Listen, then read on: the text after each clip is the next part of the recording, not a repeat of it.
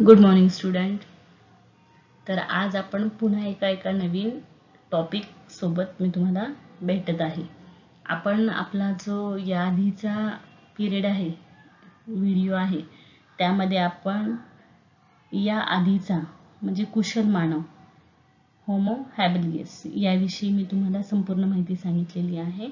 आणि त्यानंतरचा हा पुढचा प्रगल्भ मानव जो आहे किंवा मानव जो आहे त्याला होमो इरेक्ट्स असे म्हणतात. तर होमो इरेक्ट्स म्हणजे काय बेसिकली, तर ताठ कण्याचा माणूस. म्हणजे मानवाच्या उत्क्रांतीमध्ये जर आपण बघायला गेलं तर अत्यंत महत्त्वाचा असा टप्पा आहे तो म्हणजे हा ताठ कण्याचा माणूस.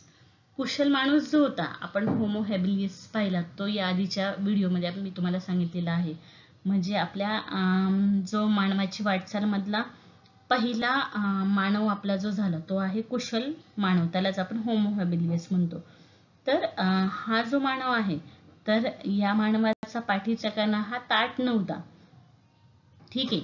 आणि त्यानंतर हा जो आपला त्याच्यानंतरची दुसरी आपली जी उत्क्रांत अवस्था होती, तर त्यामध्ये ह्या उत्क्रांत अवस्थेतला हा अतिशय महत्त्वाचा टप्पा होता की हा जो होमो इरेक्ट्स आहे तर याला काय होत होतं की हा ताठ कण्याने तो राहू शकत होता, तो ताठ उभा राहू शकत होता, कारण त्याच्या पाठीचा बाक जो आहे तो निघालेला होता. आणि आपला आधीचा होमो हॅबिलिस होता म्हणजे कुशल मानव ज्याला आपण म्हणतो, तो ताठ उभा राहू शकत नव्हता कारण त्याला पाठीच्या कण्याला काय होता, बाक होता.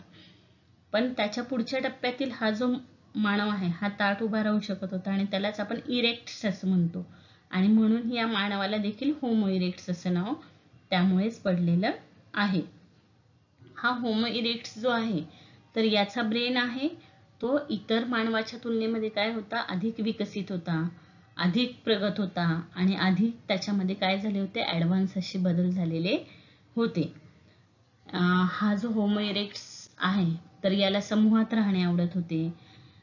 तर त्यामध्ये तुम्हाला समोर जे चित्र मी दाखवत आहे त्यामध्ये तुम्हाला दिसत आहे की ते वणव्यामध्ये वणवा म्हणजे समोर त्यांच्या ते जी एक आपण दगडावर दगड घासून जी आग निर्माण करतो तर त्या पद्धतीची जी आग आहे तर जे घर्षण आहे तर बेसिकली त्यांना त्याचा वापर करणं कळलेलं नव्हतं. पण वणवे कसे लागतात, ते कोठे लागतात, ते कसे लागतात, आणि मग बेसिकली यामध्ये काय होतं की जंगलं जी असतात तर त्याच्यावर त्या झाडांच्या ज्या फांद्या असतात त्या एकमेकांवर घासतात, त्यांचं एकमेकांमध्ये घर्षण होतं आणि त्यामधून प्रचंड अशी उष्णता काय होती, बाहेर पडती. आणि मग त्या अग्नीच्या ठिणग्या बाहेर पडून पडून पडून खाली जो पडलेला सुका पाला असतो त्यावर त्या जाऊन ठिणग्या पडतात आणि त्या ठिणग्या त्या सुक्या पाल्यावर पडल्यामुळे काय होतं, बाकीची सगळी खालची झाडे झुडपे आहेत ती पेट घेतात आणि ती पेट घेतली की अशा पद्धतीने संपूर्ण जंगलाला काय होत असे, आग लागत असे. आणि यालाच आपण काय म्हणतो, वणवा असं म्हणतो. मग प्रामुख्याने असं म्हटलं जातं की कदाचित तेव्हाच हा जो होमो इरेक्ट्स आहे म्हणजे ताठ कण्याचा माणूस आहे तर त्याला अग्नीची ओळख झाली असावी. त्याला तंत्र विकसित नव्हतं झालं त्याचं, पण ओळख झाली होती. आणि म्हणून त्या कालखंडामध्ये अतिशय थंड वातावरण होतं, पण तरीही त्याला इतक्या कारण आपला संपूर्ण जी पृथ्वी आहे, ग्लोब आहे, तर ते जवळपास संपूर्ण बर्फाने भरलेलं होतं आणि मग त्यामध्येही त्या माणसाला जगणं गरजेचं होतं, त्यांना राहणं गरजेचं होतं आणि तो जगत होता. याचा अर्थ त्याला अशा पद्धतीची जी आग आहे ती कुठं ना कुठेतरी त्याला काय होत होती, मिळत होती आणि म्हणूनच तो काय राहू शकत होता, जिवंत राहू शकत होता. तर हेच सगळं होमो इरेक्ट्सची काय आहेत, वैशिष्ट्ये आहेत.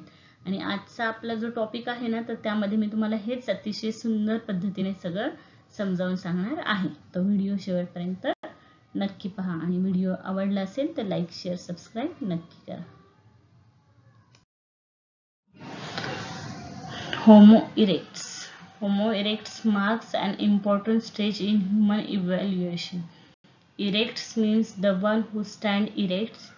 hence the name Homo erectus compared to Homo habilis. He had a more developed brain. Human of the Homo erectus species lived in a group. तर यामध्ये त्याने काय म्हटलेलं आहे की मानवाच्या उत्क्रांत अवस्थेतील हा पुढचा टप्पा आहे. ठीक आहे, ही नेक्स्ट स्टेज आहे ह्युमन इव्हॅल्युएशन मध्ये. आणि इरेक्टचा अर्थ काय होतो की हु स्टँड इरेक्ट, म्हणजे जो सरळ उभा राहतो. आणि हा जो आपला माणूस आहे, आदी मानव आहे, तर याचा जो कणा आहे पाठीचा तो ताठ होता आणि ब्रेन पण त्याचा काय होता, मोर डेव्हलप्ड ब्रेन होता. Human homo erect species lived in a group, आणि त्याला देखील आपल्यासारखं समूहामध्ये राहायला आवडत होतं. म्हणजेच काय की तो पण समाजशील प्राणी होता. आणि मग तो अशा अवतीभोवती त्याच्या संपूर्ण असं वाईल्ड फायर्स होत असे. Human knew about fire.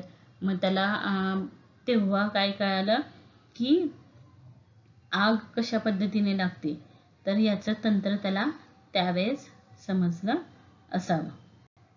ठीक आहे की नाही, अग्नीचा शोध त्याला तेव्हा लागला असेल. आणि during this times most of the earth was covered with ice sheet. आणि त्यावेळेस आपला जो संपूर्ण पृथ्वीचा भाग आहे तो बर्फाच्छादित होता, पूर्ण बर्फाने कव्हर केलेला होता. त्यामुळे क्लायमेट वॉज एक्स्ट्रीमली कोल्ड. तेव्हाचं वातावरण अतिशय थंड असायचं.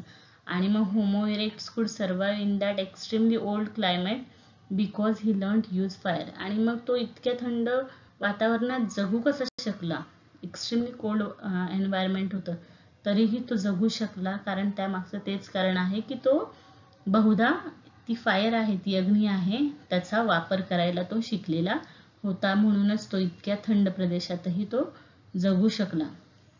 He had not masters the technique of making fire. त्याला आतापर्यंत आगीचे तत्व म्हणजे ती कशा पद्धतीने क्रिएट करायची हे नव्हतं समजलं, पण आग असते इतकी गोष्ट मात्र त्याला काय झालेली होती, हे टेक्निक त्याला समजलेलं होतं. Tools made by Homo erectus were more developed and symmetrical compared to those made by Homo habilis. Homo erectus made tools like the hand axe. Remains of Homo erectus have been found along with his tools in the continent of the Africa, Asia and Europe. तर आपण जर पाहायला गेलं तर त्याची हत्यारे ही पूर्वीच्या हत्यारांच्या तुलनेमध्ये अतिशय प्रमाणबद्ध होती. त्याने तुम्हाला समोरील चित्रामध्ये इथे दिसत असेल की हातकुराडांसारखी हत्यारं तो काय होता, बनवत होता. आणि याची खूप सारी प्रूफ आपल्याला कुठं भेटलेली आहेत, आशिया, आफ्रिका आणि युरोप या खंडामध्ये ताठ कण्याच्या मानवाने जे हे सगळे केलेले आहेत अवशेष. ठीक आहे, आणि त्यासोबत त्याने बनवलेली हत्यारे मिळालेली आहेत. तर अशा पद्धतीने हा ताठ कण्याचा जो माणूस आहे तर त्यामध्ये आपल्याला आधीच्या कुशल मानवाच्या तुलनेमध्ये आपल्याला बरेचसे चेंजेस दिसले. तर ते कोणते चेंजेस आपण पाहिले, तर ताठ कण्याचा माणूस हा बेसिकली त्याच्या नावामध्येच आहे की तो ताठ राहायला शिकला. दुसरी गोष्ट त्यांनी ही हातकुराडीसारखी हत्यारं जी आहेत त्याचा वापर सुरू केला. त्यानंतर अग्नी आहे, तर अग्नीचा वापर कसा करायचा हे त्याला समजू लागले.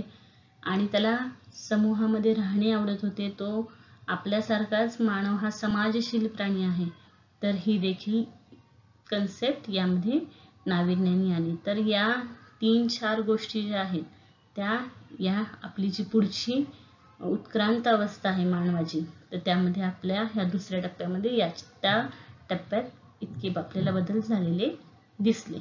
आता मी यानंतरच्या पुढच्या व्हिडिओमध्ये आपला या अवस्थेमधील तिसरी अवस्था उत्क्रांत अवस्थेमधील, तर त्याला आपण शक्तिमान माणूस किंवा मानव अशी ती आहे. तर तो मी पुन्हा तुमच्यासाठी तो व्हिडिओ घेऊन येणार आहे. मात्र आज आपण इथंच थांबत आहोत. व्हिडिओ आवडला असेल तर विद्यार्थी मित्रांनो लाईक, शेअर, सबस्क्राईब नक्की करा आणि तुमच्यासारख्याच विद्यार्थी मित्रांपर्यंत माझा व्हिडिओ जास्तीत जास्त शेअर करा. थँक्यू.